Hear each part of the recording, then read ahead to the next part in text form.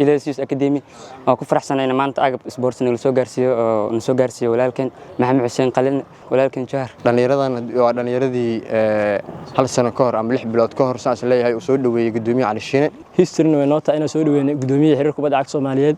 maanta aad iyo aad ugu mahadcelinaynaa maadaama soo gaarsiiyay agab sports oo nolol sheegay maanta kaliya ma in maalin kasta la garab istaagayo aad buu maasiyay gudoomiyaha Cali Shiine hordhaca wana soo gaaray saaxiibkay Maxamed Xuseen Qalin iyo guddoonka xiriirka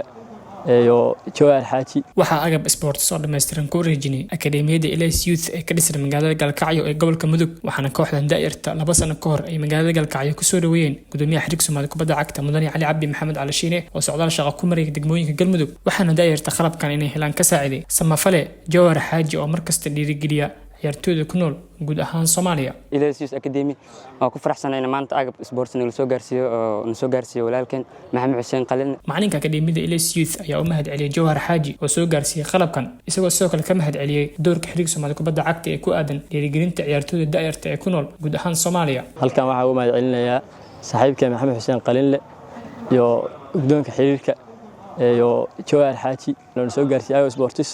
aad iyo aad u mahadsan yihiin dhalinyarada ay garab istaageen 2 sano ka horna waxa ku soo dhaweeyay magaalada Galkacyo gudoomiyaha Cali Shiine waqtigaas wixii maaragtay intaas oo maalintaas uu soo dhaweeyay ilaa hadda ku faraxsanahay history way noo tahay inaan soo dhaweeyay gudoomiyaha xiriirka kubadda cagta Soomaaliyeed maanta aad iyo aad ugu mahad celinaynaa maadaama soo gaarsiiyay agab sports oo nolol sheegay maanta kaliya ma in maalin kasta la garab istaagayo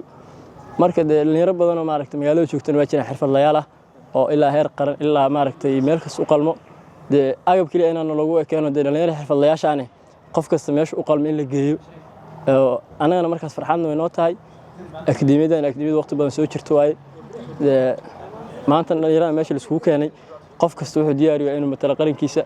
hadduu fursad uu ka helo anagana waxay noo tahay farxad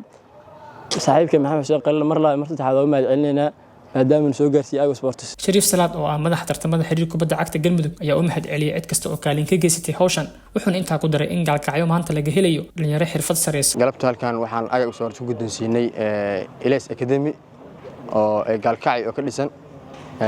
waxaan ugu mahad celinaynaa saaxiibkay Maxamed Xuseen Qalin oo ka soo xafiiska madaxweynaha xiriirka kubadda cagta Soomaaliya Cali Shiine aad baan ku mahadsannahay Qalinow juhdiga iyo horumarka uu waday dhalinyarada sportiga gobolka Mudug qaasatan Galmudug waana dareensanahay inaad tahay odo sports oo ka mahad celinaynaa dhalinyaradan waa dhalinyaradii hal sano ka hor ama 6 bilood ka hor saas leeyahay oo soo dhaweeyay gudoomiyaha Cali Shiine aad buu maasiyay gudoomiyaha Cali Shiine hordhaca wana soo gaaray waxaan rajaynaynaa inaan akademiyada ka dhisan gobolka Galmudug inaan gacan qabo doontid waxaan kaloo ka mahad celinayaa walaasha anfac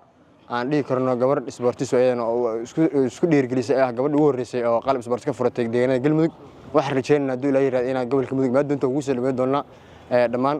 mar labaad mar saddex waxaan baleeynaa saaxiibka Qalin waa ka guddoonay qalabkii aan guddoonsinay Elias Academy